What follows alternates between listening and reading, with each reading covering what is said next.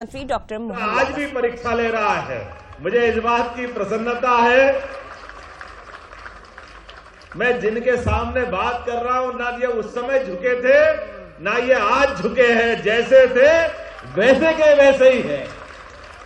ये जो हमारा आनंद है,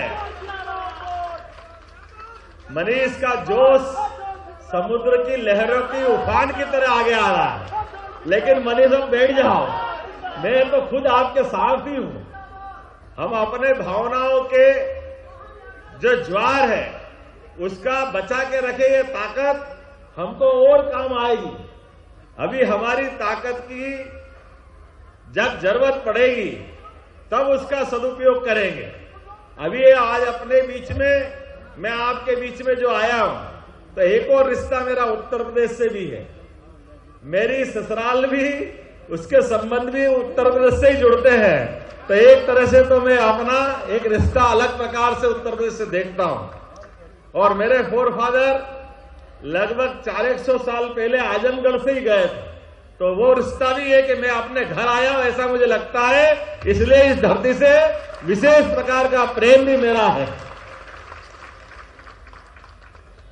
और काल के प्रवाह में केवल मैं नहीं, हम में से कोई भी निकला हुआ गोपाल, जिसका गोपाल कृष्ण से संबंध आता है, वो अपनी पहचान किसी को बोले बिना बताए उसकी पहचान अपने आप बन जाती है।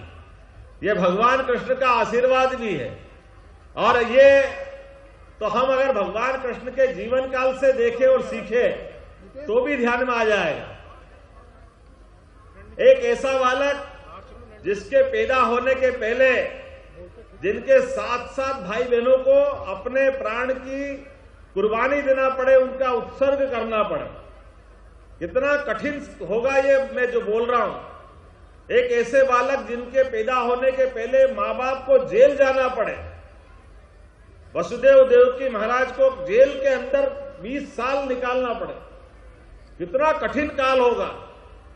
लेकिन और जिनके लिए बच्चा पैदा होने के तुरंत बाद लोग उसको हवा नहीं लग जाए इस डर के मारे छिपा के रखते हैं। लेकिन जिस बच्चे को पैदा होते उफनती जमुना जी में जाना पड़े, और जो अपनी मां का, सगी मां का तो दूध भी नहीं पी सके, कितना कष्ट होगा उसकी मां को भी, और उस बालक का कितना बड़ा एक तरह से परीक्षा का समय होगा। लेकिन मुझे इस बात की प्रसन्नता है, हमारे पूरे देश, और देश तो क्या पूरी सनातन संस्कृति, इसी कारण से तो भगवान राम और भगवान कृष्ण की संस्कृति मानी जाती है कि दुनिया की कितनी चुनौतियां हो, कितने कष्ट हो, हमारी सनातन संस्कृति ना झुकी है ना झुकेगी। ये हमें इस बात का गर्व है। भगवान राम का जीवन, पूरा का पूरा जीवन मर्यादा के अंदर रहने का है। ये आज नहीं, 17 लाख साल पहले से भगवान राम का प्रादुर्भाव लगभग 17 लाख साल पहले माना गया है।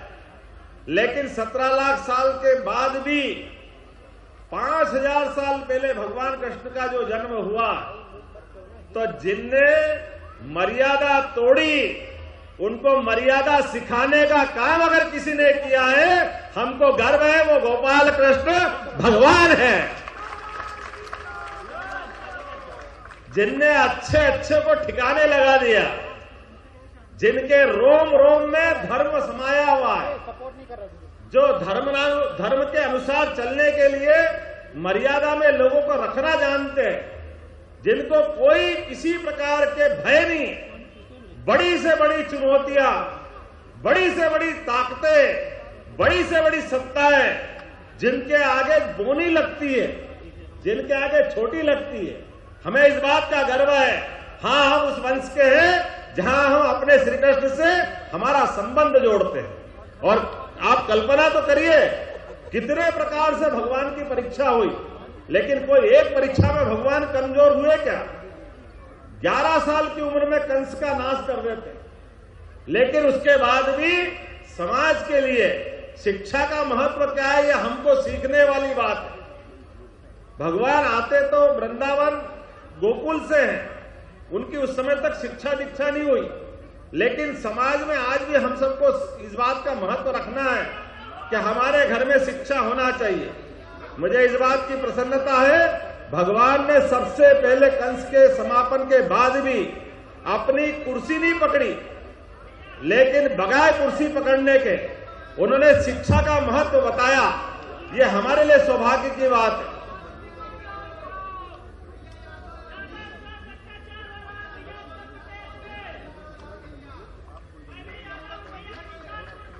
भैया ये जो आप मेरे को दिखा रहे हो सकता उनको दिखाओ जो आपकी लीडरशिप का ठेका लेके वर्षों तक आपकी छाती पे मूंग डल रहे थे। मेरे आगे 2-4 लोगों को बताने से काम नहीं चलेगा। आप उनके पास जाओ जिनके पास 4-4 बार के मुख्यमंत्री का पद जिनके घर में था, ये उनके पास जाके बताओ कि हाँ हमारा पुरुषार्थ पराक्रम क्या कह रहा है। आज के इस अवसर पर जो मैं आपके बीच बात करने आया हूं, मेरे पास तो 2 ही बात है, अपने समाज के स्वजनों से मिलने का सुख भी है और आपके सामने ये इतना बड़ा आकाश है जिनके माध्यम से हम अपने समाज को वर्तमान में यशस्वी प्रधानमंत्री के नेतृत्व में हम निकल करके, कोई बात नहीं आराम से चलने दो भाई, भगवान कृष्ण की बात जहां आएगी वहां थोड़ा उल्टा पुल्टा नहीं हुआ तो मजा ही नहीं आएगा। बोलो गोपाल कृष्ण भगवान की। हमारे अपने वंश में तो ये सामान्य बात है, अगर कुश्ती नहीं हो तो काहे का यादव, लाठी में दम नहीं हो तो काहे का यादव। अरे ये वो वंश है जो कालिया नाग के ऊपर भी कालिया नाग को बस में करके नृत्य करते हुए समाज में शांति का पैगाम देता है। हमें इस बात की प्रसन्नता है,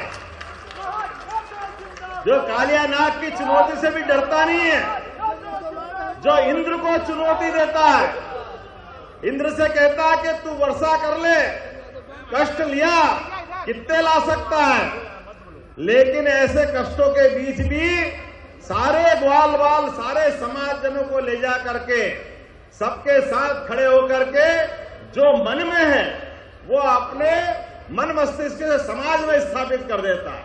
मुझे इस बात की प्रसन्नता है, बदलते दौर में आज के समय में लोकतंत्र में मैं तो इस बात के लिए धन्यवाद देना चाहूंगा आप सबको भी कि मैं जब आया था तो मुझे लगा था कि मैं जहां जा रहा हूं वहां ऐसा माना जाता कि समाज का एक ही परिवार ठेकेदार है। मुझे इस बात की प्रसन्नता है, समाज किसी का ठेकेदार वाले को व्यवस्था से अपने आप को बाहर लाता, जिसकी अपनी स्वयं की पहचान है और यह होना भी चाहिए।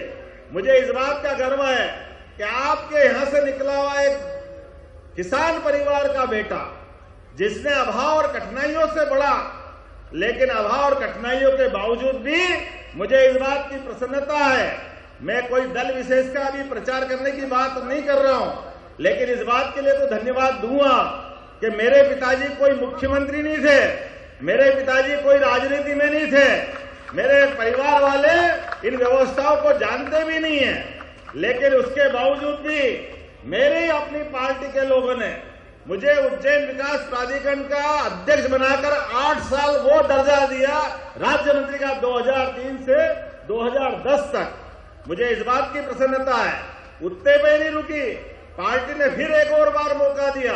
2010 से 2014 तक मध्य प्रदेश पर्यटन विकास निगम का अध्यक्ष कैबिनेट का दर्जा देकर के मौका दिया। और मुझे इस बात का गर्व है, मेरी पार्टी तो इतना अच्छा सोचती है, आप तो भाग्यशाली हो, इतनी बड़ी आबादी इतनी संख्या में रहते हो। मेरी विधानसभा में तो अपने स्वजन 500 भी नहीं है, 2,80,000 वोट में से, लेकिन सारा समाज साथ रहता है। मोदी जी खाली कहते ही नहीं है सबका साथ, खाली बोलते नहीं है, तो वो एक गारंटी भी देते हैं कि मोदी की गारंटी है समाज में केवल 4 ही जातियां रहेगी। और हमने सबने देखा कि जहां 500 आबादी नहीं है वहां से मुझे एक बार नहीं 3-3 बार टिकट देकर के अपने समाज का गौरव बढ़ाया। मुझे इस बात की प्रसन्नता है। और एक इतनी बड़ी बात अभी मुख्यमंत्री की तो बाद में बात कहूंगा। आमतौर पर जब अपने में से कोई मंत्री बनेगा तो मंत्री को क्या देंगे? खेलकूद मंत्री,